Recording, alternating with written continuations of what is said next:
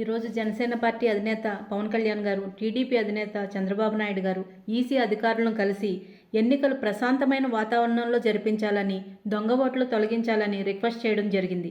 దీనికి ప్రభుత్వం సానుకూలంగా, హోందాగా స్పందిస్తుందని, అలాగే ప్రజాస్వామ్యబద్ధంగా ఎన్నికలు జరుగుతాయని, అధికార దుర్వినియోగం జరగదని, ప్రభుత్వం నుంచి స్పందన వస్తుందని ఎదురుచూసాం.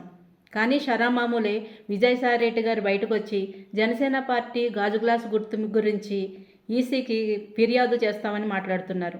వీళ్ళు ఎప్పుడు కూడా మనం పాలసీల గురించి మాట్లాడితే, పబ్లిక్ పాలసీల గురించి మనం అడిగితే పెళ్ళిళ్ళ గురించి వాళ్ళు మాట్లాడతారు.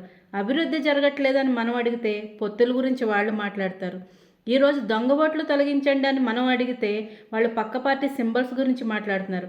వై నాట్ 175 అన్న మీ జగన్మోహన్ రెడ్డి గారు, వెంట్రుకు కూడా పీకలేవని చెప్పిన జగన్మోహన్ రెడ్డి గారు ఎందుకు మరి పక్క పార్టీ సింబల్స్ గురించి కూడా మీకు అంత భయం? దొంగ ఓట్లతోటి దొంగదారిలోని దొడ్డిదారిలోని గెలవాలనే మీ కుయుక్తులు ఈసారి చెల్లవని గుర్తుపెట్టుకోండి.